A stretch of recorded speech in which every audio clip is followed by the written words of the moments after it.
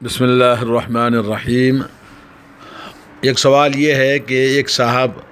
ان کے والدین کا انتقال ہو چکا ہے اور وہ ان سے دعا کرواتے ہیں، ان کی قبر کے پاس جا کر کہتے ہیں کہ ماما ہمارے لیے یہ دعا کرو، ہمیں یہ شفاعت طلب کرتے ہیں، والدین سے دعا کرواتے ہیں۔ جیسے کہ دیکھا جاتا ہے کہ لوگ کسی کے ماں باپ کا انتقال ہوتا ہے تو کہتے ہیں کہ وہ ہمیں دیکھ رہے ہیں اور ان سے طلب کرتے ہیں کہ وہ ہمارے لیے ہماری آواز سنتے ہیں، ہمارے لیے یہ کرتے ہیں، وہ کرتے ہیں، دعا کرتے ہیں، شفاعت طلب کرتے ہیں۔ یہ تمام چیزیں اسلام میں اس کا کیا حکم ہے؟ پہلی بات تو یہ کہ یہ ایک جاہلانہ اور بلا کسی دلیل کے، بلا کسی علم کے، بلا کسی ریفرنس کے ایسے لوگ جیسے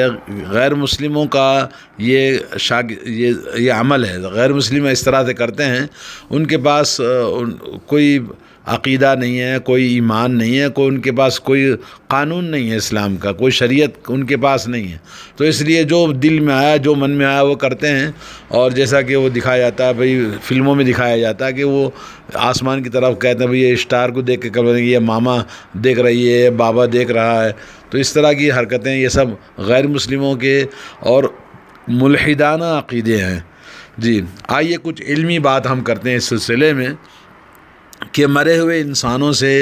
اس طرح کی چیزیں طلب کرنا یا شفاعت طلب کرنا کسی چیز کے لیے، بیماری کے لیے یا کسی بھی چیز کے لیے، تو اس کی حقیقت کیا ہے؟ علمی طور پر شفاعت یعنی کوئی بھی چیز ہم مردوں سے مانگتے ہیں تو اس کی دو قسمیں ہیں، ایک شرعی شفاعت ہے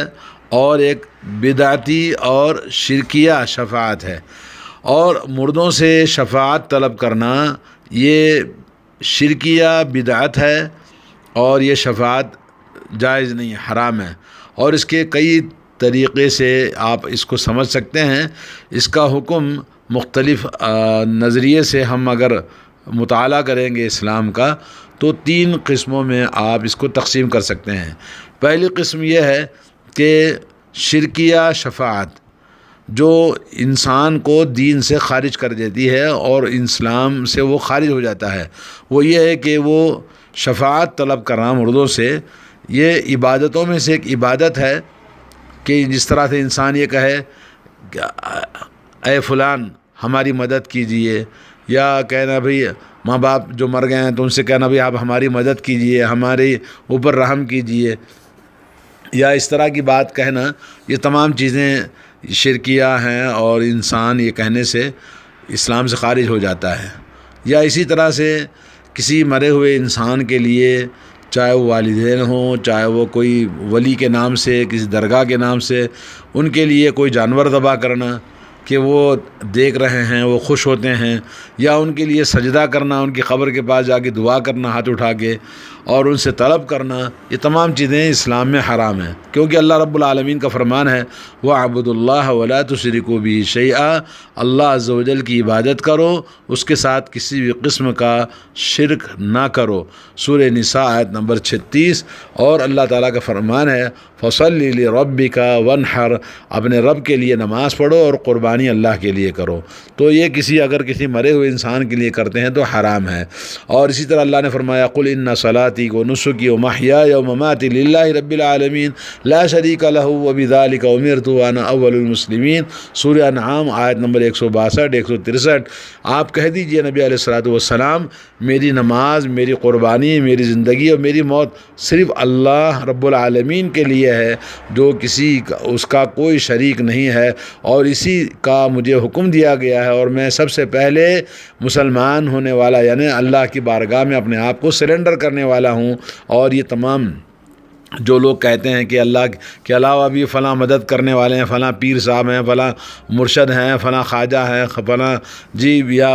میری ماں دیکھ رہی ہے، میرا باپ دیکھ رہا ہے، یہ سب چیزیں شرکیہ باتیں ہیں جو انسان کو اسلام سے خارج کر دیتی ہیں۔ اور علامہ محمد بن عبد الوہاب رحمہ اللہ نے یہ فرمایا کہ توحید سب سے عظیم نعمت ہے جو اللہ تعالیٰ نے ہمیں دیا ہے کہ ہر قسم کی عبادت صرف اللہ وحدہ لا شریک کے لیے کی جائے، اور سب سے عظیم چیز جس سے اللہ تبارک و تعالیٰ نے ہمیں آگاہ کیا، منع کیا اور حرام کیا ہے، وہ کہ اللہ تعالیٰ کے ساتھ کسی کو شریک ٹھہرانا۔ تو یہ مردوں سے بات کرنا، مردوں کو دعا کے لیے کہنا، یہ شرک ہے اور اللہ تبارک و تعالیٰ کے فرمان کے خلاف ہے۔ اور شیخ محمد بن اسماعیل الصنعانی رحمہ اللہ کہتے ہیں کہ اللہ رب العالمین کی عبادت کو صرف اللہ کے لیے خالص کرنا، اور یہ ناممکن ہے کہ جب تک دعا بھی صرف اللہ ہی کے لیے کی جائے،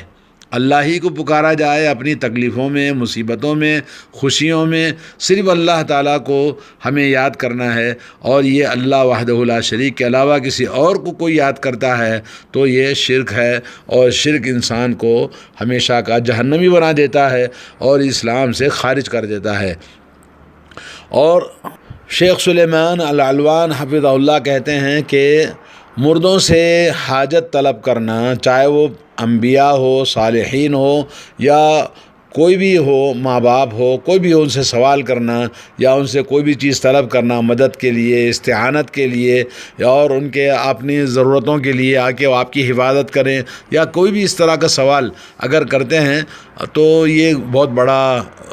گناہ ہے، اور یہ غیر اللہ کو دعا کرنے میں شامل ہے، اور یہ شرک اکبر ہے، اللہ تعالیٰ جس کو کبھی معاف نہیں کرتا، اور کرنے والا ہمیشہ جہنمی ہے۔ دوسری قسم شفاعت کی، شفاعت بدعیہ، یعنی بدعتی شفاعت ہے تمام علماء کے نزدیک دوسری قسم، جس میں یہ ہے کہ شرک اکبر کی حد کو تو نہیں پہنچتا ہے، لیکن یہ شرک اصغر ہے۔ اس کی پہلی شکل یہ ہے، نمبر 1 کہ قبر کے پاس جا کے دعا کرنا اور ان کے اوپر سلام پڑھنا، اور اس لیے کہ یہ ہمارے بزرگ ہیں، یا کہ یہ زمین بڑی مقدس ہے، تو یہ تمام چیزیں، جیسا کہ شیخ محمد بن عبد الوہاب نے کتاب میں ایک باب باندھا ہے، باب ما جاء فی التغلید فی من عبد اللہ عند قبر رجل صالح، کہ اسلام میں بڑی شدت آئی ہے اس آدمی کے بارے میں جو کسی نیک صالح انسان کی قبر کے پاس جا کر عبادت کرتا ہے۔ تو جب انسان کسی کی قبر کے پاس جائے، جیسے ماں باپ کی قبر ہے، یا کہ کوئی خاص انسان کی ولی ہے، یا کوئی صالح پیغمبر کسی بھی قبر کے پاس جا کر اگر دعا کرتا ہے، یہ معنی میں کہ بھئی وہ ہماری سنتے ہیں، تو یہ بدعت ہے۔ اگر وہ عقیدہ رکھتا ہے تو وہ شرک اکبر تک پہنچ جائے گا۔ پھر اسی طرح سے جو دلائل بیان کیے ان میں سے حضرت عائشہ رضی اللہ تعالی عنہ کی حدیث ہے، رسول اللہ صلی اللہ علیہ وسلم نے اپنی بیماری کے وقت میں جس میں آپ شفایاب نہیں ہو سکے، آپ نے فرمایا لعن اللہ الیہود والنصارى اتخذوا قبور انبیائہم مساجدا، اللہ عز و جل یہود و نصارہ پر لعنت فرمائے، انہوں نے اپنے نبیوں کی قبروں کو عبادت گاہ بنا لیا، مسجدیں بنا لی۔ تو آپ نے فرمایا، حضرت عائشہ فرماتی ہیں، اگر اس بات کا ڈر نہ ہوتا کہ لوگ آپ کی قبر کو بھی عبادت گاہ بنا لیں گے، زیارت گاہ بنا لیں گے، مسجد بنا لیں گے، تو آپ کی قبروں کو کھلا چھوڑ دیا جاتا، لیکن آپ کی قبروں کو لوگوں کے لیے کھلا نہیں چھوڑا گیا۔ علامہ ابن تیمیہ رحمۃ اللہ علیہ نے قرار دیا، فرمایا کہ اللہ کے نبی صلی اللہ علیہ وسلم نے حرام قرار دیا ہے کہ قبروں کے پاس جا کر کوئی بھی عبادت کرنا، اور وہاں جا کر قبروں کا ارادہ کرنا اور وہاں مسجدیں بنانا، جیسے قبرستان کے ساتھ میں، درگاہ کے ساتھ میں، مزار کے ساتھ میں مسجد بنی ہوئی ہے، تو وہاں جا کے عبادت کرنا، اور وہاں قبروں کے پاس سے کوئی کسی صاحب قبر سے دعا کرنا اور ان کو پکارنا اور یہ کہنا کہ وہ ہماری سنتے ہیں، رسول اللہ صلی اللہ علیہ وسلم نے اس چیز سے منع کیا ہے کہ کسی بھی جگہ کو ہم تقدس کا مقام دیں، عبادت کا مقام دیں، اللہ وحدہ لا شریک کی عبادت وہاں کرنا جائز نہیں ہے، کیونکہ یہ شرک کا ذریعہ ہے، اور اس طرح کا فعل کرنا بڑا فساد اس سے واقع ہوتا ہے شریعت میں، اور یہ مصلحت راجح یہی ہے کہ اس سے منع کیا جائے، اور یہ کرنے والا بڑا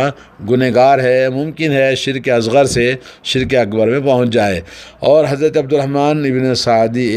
ابن حسن فرماتے ہیں کہ یہ شرک کے بڑے اسباب میں سے ایک بڑا سبب ہے کہ اسلام آج، جیسا کہ لوگ جہالت کی وجہ سے اسلام کی تعلیمات ان کو اچھمبی لگتی ہیں، اور اس طرح کے کرنے والے بہت سارے جو متاخرین ہیں ان کا عقیدہ وہ تمام برائیوں میں سب سے بڑی برائی، سب سے بڑا گناہ اور شرک